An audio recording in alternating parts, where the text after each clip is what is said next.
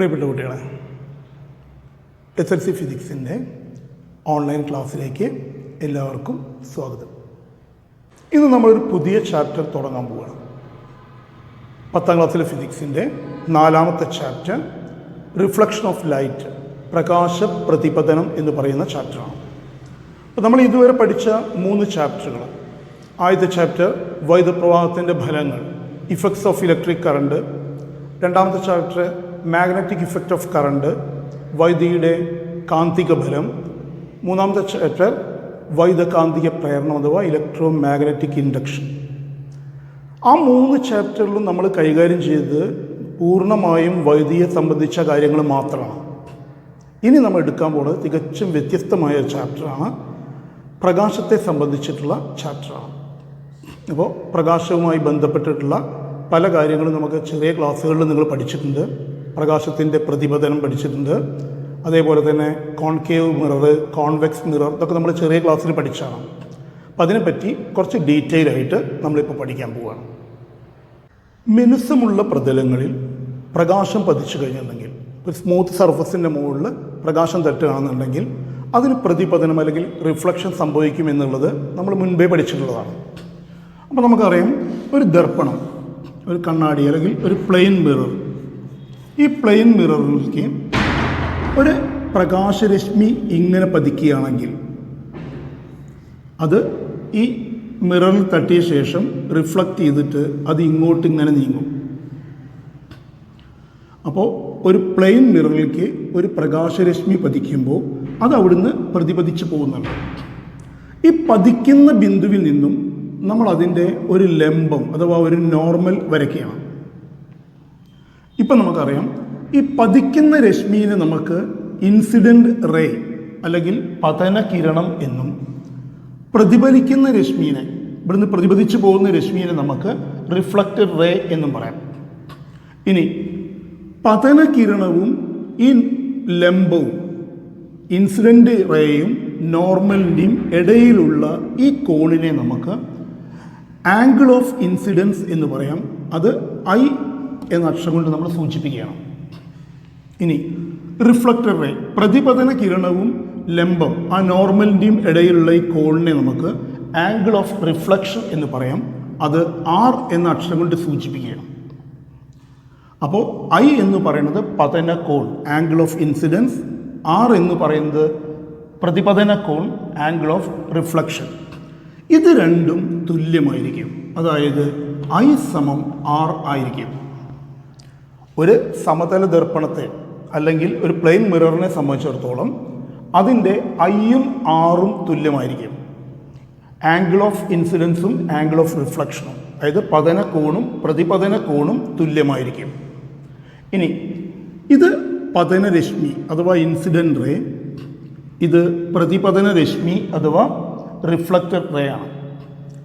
ഈ പതനരശ്മി, പ്രതിപതന രശ്മി, പതന കോൺ, പ്രതിപതന കോൺ, incident ray, reflected ray, angle of incidence, angle of reflection, ഈ നോർമൽ, ഈ ലംബം, ഇതെല്ലാം ഒരൊറ്റ പ്ലെയിനിലായിരിക്കും, ഒരേ തലത്തിൽ ആയിരിക്കും.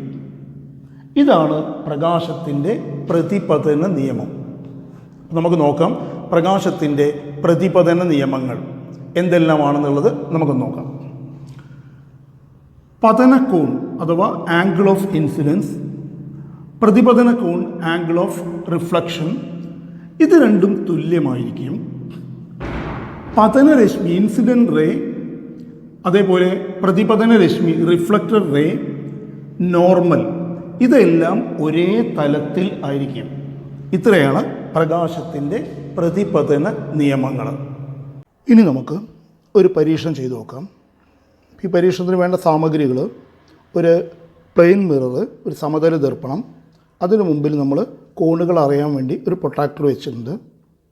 പ്രൊട്രാക്ടറിൻ്റെ സെൻറ്റർ, ഇവിടെയാണ് പ്രൊട്രാക്ടറിൻ്റെ സെൻറ്റർ 0 ആയിട്ട് നമ്മൾ മാർക്ക് ചെയ്തിരിക്കുന്നത്. 2 ഭാഗത്തേക്ക് നമ്മൾ ഡിഗ്രി നോക്കുക എളുപ്പത്തിന് വേണ്ടി ഈ ഭാഗത്തേക്ക് 10, 20, 30, 40 അങ്ങനെ മാർക്ക് ചെയ്തിട്ടുണ്ട്. അതേപോലെ ഇപ്പുറത്തേക്കും 10, 20, 30, 40 എന്നുള്ള രീതിയിലാണ് മാർക്ക് ചെയ്തിരിക്കുന്നത്. നമുക്കിതിലേക്ക് ലംബമായിട്ട് ഒരു ലേസർ ടോർച്ച് ഞാൻ അടിക്കുകയാണ്. അങ്ങനെയാവുമ്പോൾ അത് ഏത് ഭാഗത്തേക്കാണ് അതിൻ്റെ ലൈറ്റ് പ്രതിപദിക്കുക നമുക്ക് നോക്കാം.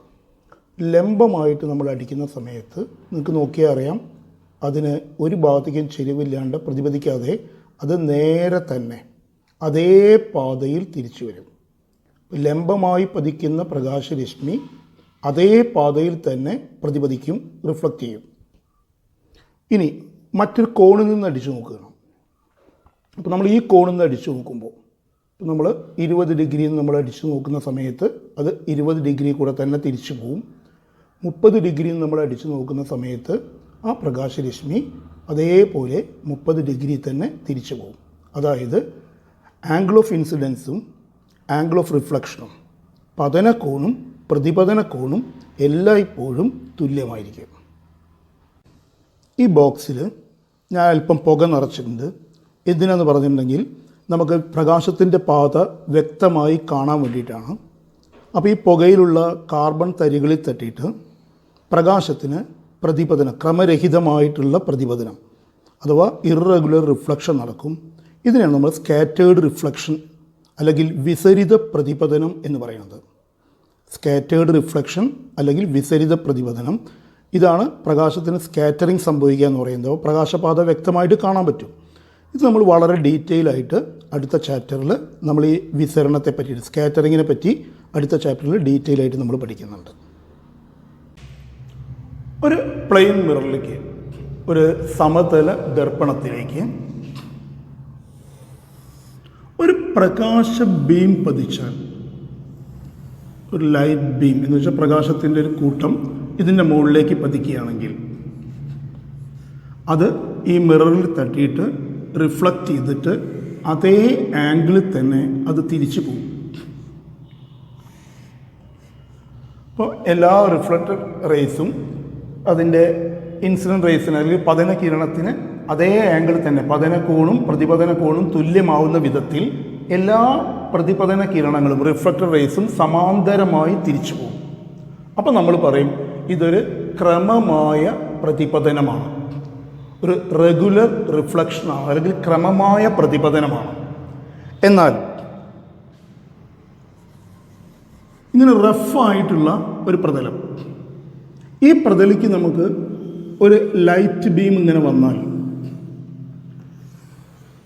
അത് റിഫ്ലക്റ്റ് ചെയ്ത് പോവുക. ഇവിടെ വരുന്നത് ഇങ്ങോട്ട് റിഫ്ലക്റ്റ് ചെയ്തു, ഇത് ഓരോന്നും റിഫ്ലക്റ്റ് ചെയ്യുന്നത്, ഇപ്പുറത്ത് വരുന്നത് ഇങ്ങോട്ടാണ് റിഫ്ലക്റ്റ് ചെയ്യുന്നത്, ഇത് ആ ഭാഗത്തേക്കാണ് റിഫ്ലക്റ്റ് ചെയ്യുന്നത്. ഇവിടുത്തെ പ്രതിപതനം തീരെ ക്രമമല്ല, ഇതൊരു ക്രമരഹിത പ്രതിപതനമാണ് അഥവാ ഇറഗുലർ റിഫ്ലക്ഷനാണ്. അപ്പോൾ ഈ രണ്ട് പ്രതലങ്ങൾ തമ്മിൽ നമ്മളൊന്ന് താരതമ്യം ചെയ്യുകയാണെങ്കിൽ ഇതിൻ്റെ പ്രത്യേകത, ഇവിടുത്തെ എല്ലാ റിഫ്ലക്റ്റഡ് റേസും പ്രതിപതന കിരണങ്ങളും സമാന്തരമായിട്ടാണ് വരുന്നത്. ഇവിടുത്തെ പ്രതിപതന കിരണങ്ങൾ സമാന്തരമായിട്ടല്ല വരുന്നത്. അപ്പോൾ ഇത് ക്രമമായ പ്രതിപതനമാണ്, റെഗുലർ റിഫ്ലക്ഷനാണ്. ഇത് ക്രമരഹിത പ്രതിപതനം അഥവാ ഇറഗുലർ റിഫ്ലക്ഷനാണ്. ക്രമപ്രതിപതനം നടന്നാൽ മാത്രമേ നമുക്ക് ഒരു പ്രതിബിംബം ഉണ്ടാവുള്ളൂ. ക്രമരഹിതമായ പ്രതിഫലനമാണ് നടക്കുന്നതെങ്കിൽ അവിടെ നമുക്ക് പ്രതിബിംബ രൂപീകരണം നടക്കില്ല. അപ്പോൾ നമുക്കൊരു ഉദാഹരണത്തിന്, നമ്മളൊരു കണ്ണാടിയുടെ മുമ്പിൽ നിന്നിട്ടുണ്ടെങ്കിൽ നമ്മുടെ പ്രതിബിംബം വളരെ വ്യക്തമായിട്ട് നമുക്ക് കണ്ണാടിയിൽ കാണാൻ പറ്റും. കാരണം കണ്ണാടിയുടെ ഉപരിതലം വളരെ മിനുസമുള്ളതും ഏകദേശം 100% അത് പ്രതിപദിപ്പിക്കുന്നതുമാണ്. എന്നാൽ നമ്മളൊരു ചുമരിൻ്റെ മുമ്പിൽ നിന്നാൽ ചുമരിലും ചെറിയ തോതിൽ പ്രകാശത്തിന് പ്രതിപതനം നടക്കുന്നുണ്ട്. ഒരു ഭിത്തിക്ക് മുമ്പിലാണ് നമ്മൾ നിൽക്കുന്നതെങ്കിൽ നമ്മുടെ പ്രതിബിംബം ഒരിക്കലും ഭിത്തിയിൽ നമുക്ക് കാണാൻ പറ്റില്ല. അതിന് കാരണം അവിടെ ഇറഗുലർ റിഫ്ലക്ഷനാണ് അല്ലെങ്കിൽ ക്രമരഹിതമായ പ്രതിപതനമാണ്. നമുക്കിനി ഒരു പ്ലെയിൻ മിറർ, ഒരു സമതല ദർപ്പണത്തിൽ എങ്ങനെയാണ് ഒരു പ്രതിബിംബം, ഒരു ഇമേജ് ഉണ്ടാവുന്നത് അല്ലെങ്കിൽ രൂപീകൃതമാവുന്നത് എങ്ങനെയാണെന്നുള്ളത് നമുക്കൊന്ന് നോക്കാം. അപ്പോൾ നമുക്കറിയാം, ഒരു പ്ലെയിൻ മിറർ, ഈ പ്ലെയിൻ മിററിൻ്റെ അടുത്തായിട്ട് ഇവിടെ ഒരു വസ്തു ഇരിക്കുന്നുണ്ട്, ഒരു ഒബ്ജക്റ്റ് വെച്ചിട്ടുണ്ട്. ഈ വസ്തുവിൽ നിന്ന് പ്രകാശം ഇങ്ങനെ മിററിലേക്ക് വന്നിട്ടുണ്ട്. ഇതതിൻ്റെ ഇൻസിഡൻറ്റ് റേ, പതന കിരണം, ഇങ്ങനെ 2 പതന കിരണങ്ങൾ ഇവിടെ വരയ്ക്കുകയാണ്. ഇത് ഈ ഒബ്ജക്റ്റിന് നമുക്ക് ഒ എന്ന് പേര് കൊടുത്തു. 2 ഇൻസിഡൻറ്റ് റേസാണ്, ഒ എയും ഒ സിയും.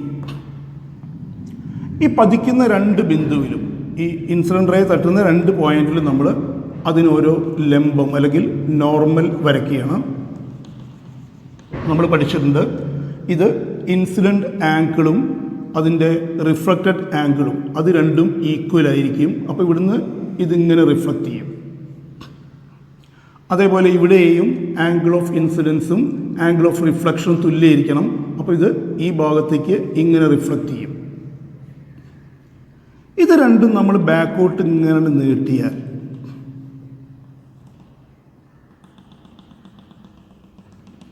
അത് രണ്ടും എവിടെയാണോ കൂടിച്ചേരുന്നത് അവിടെയാണ് നമുക്ക് പ്രതിബിംബം ഉണ്ടാവുക, ഇമേജ് ഉണ്ടാവുന്നത്. അപ്പം നമ്മൾ ഇവിടുന്ന് നോക്കുകയാണെങ്കിൽ നമ്മൾ ഈ ഒബ്ജക്റ്റിൻ്റെ ഇമേജ് നമുക്ക് ഇപ്പുറത്ത് കിട്ടിയിട്ടുണ്ട്. അതുണ്ടാകുന്ന വിധം എങ്ങനെയാണെന്നുള്ളത് നോക്കുക. ഒരു പ്ലെയിൻ മിറർ എങ്ങനെയാണ് ഒരു ഇമേജ് ഉണ്ടാക്കുന്നത് എന്നുള്ളത്. പ്ലെയിൻ മിററിൽ നിന്ന് വരുന്ന 2 ലൈൻസ് മാത്രമേ ഇവിടെ കാണിച്ചിട്ടുള്ളൂ.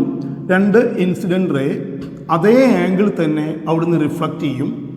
ഈ റിഫ്ലക്റ്റഡ് റേസിനെ നമ്മൾ ബാക്കോട്ട് ഇങ്ങോട്ട് എക്സ്റ്റെൻഡ് ചെയ്തിട്ടുണ്ടെങ്കിൽ, പിന്നോട്ട് ഇങ്ങോട്ട് നീട്ടി വരയ്ക്കുകയാണെങ്കിൽ ആ 2 ലൈൻസ് കൂട്ടിമുട്ടുന്നിടത്താണ് നമ്മുടെ ഇമേജ് ഉണ്ടാവുക.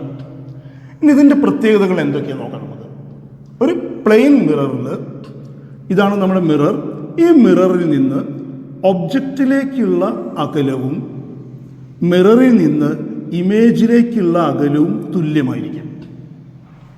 ഒരു പ്ലെയിൻ മിററിൽ നിന്ന് ഒബ്ജക്റ്റിലേക്കുള്ള അകലവും മിററിൽ നിന്ന് ഇമേജിലേക്കുള്ള അകലവും തുല്യമായിരിക്കും. അതൊരു പ്രധാനപ്പെട്ട ഒരു പോയിന്റ്.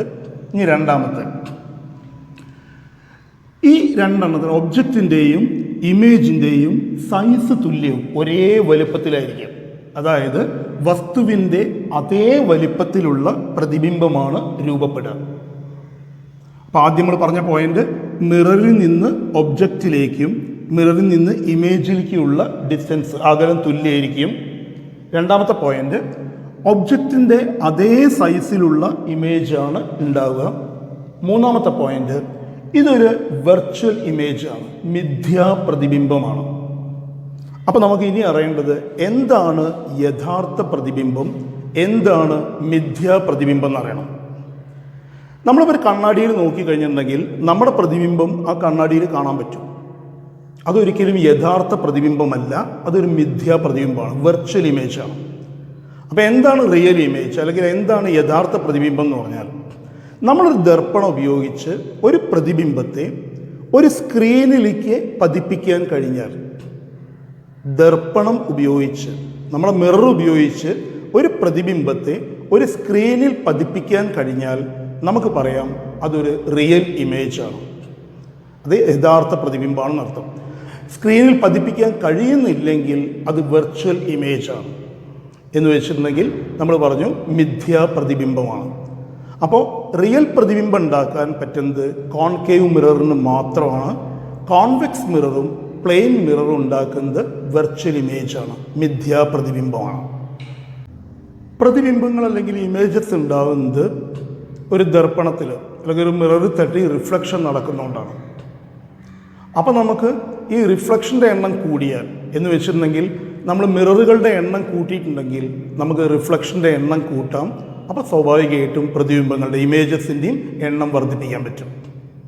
അപ്പോൾ കൂടുതൽ ദർപ്പണങ്ങൾ ഉണ്ടെങ്കിൽ, കൂടുതൽ മിററുകൾ ഉപയോഗിക്കുകയാണെങ്കിൽ നമുക്ക് അവിടെ റിഫ്ലക്ഷൻ്റെ എണ്ണം കൂട്ടാൻ പറ്റും. അപ്പോൾ നമുക്ക് കൂടുതൽ ഇമേജസുകൾ ഉണ്ടാക്കാനും കഴിയും. അപ്പം നമുക്കിനി 2 ദർപ്പണങ്ങൾ ഉപയോഗിച്ചിട്ട് ഒരുപാട് ഇമേജസ് അല്ലെങ്കിൽ വളരെ കൂടുതൽ പ്രതിബിംബങ്ങൾ രൂപീകരിക്കാൻ പറ്റും. ഈ ദർപ്പണങ്ങൾ നമ്മളിങ്ങനെ പല ആംഗിളിൽ വെച്ച് കഴിഞ്ഞിട്ടുണ്ടെങ്കിൽ, 2 ദർപ്പണങ്ങൾ പല ആംഗിളിൽ വെച്ചാൽ ഇതിൻ്റെ ഇടയിലുള്ള വസ്തുക്കളുടെ ഇമേജസിൻ്റെ എണ്ണത്തിൽ വ്യത്യാസം വരും. അപ്പോൾ 2 ദർപ്പണങ്ങൾ ഉപയോഗിച്ച് ഒരുപാട് ഇമേജസ് ഉണ്ടാക്കാമെന്ന് പറഞ്ഞു. ഈ ദർപ്പണങ്ങൾക്കിടയിലുള്ള ആംഗിൾ നമ്മൾ വ്യത്യാസപ്പെടുത്തുമ്പോൾ അതിൻ്റെ ഇടയിലുള്ള വസ്തുവിൻ്റെ പ്രതിബിംബങ്ങളുടെ എണ്ണത്തിലും വ്യത്യാസം വരും. ഇനി ഈ 2 മിറർ നമ്മൾ പാരലായിട്ട് പിടിക്കുകയാണെങ്കിൽ, 2 മിററും പാരലായിട്ട് വെക്കുകയാണ്, അതിൻ്റെ ഇടയിലാണ് ഒരു വസ്തു വെക്കുന്നതെങ്കിൽ, ഒബ്ജക്റ്റ് ഇരിക്കുന്ന ഈ 2 മിററിൻ്റെ ഇടയിലാണെങ്കിൽ സ്വാഭാവികമായിട്ടും അതിനുണ്ടാകുന്ന പ്രതിബിംബങ്ങളുടെ എണ്ണം, ഇമേജസിൻ്റെ എണ്ണം നമുക്ക് എണ്ണി തിട്ടപ്പെടുത്താൻ പറ്റില്ല. അത് ഇൻഫിനിറ്റ് നമ്പറാണ്, അനന്തമായ സംഖ്യകളായിരിക്കും അവിടെ ഉണ്ടാകുന്ന പ്രതിബിംബങ്ങളുടെ എണ്ണം.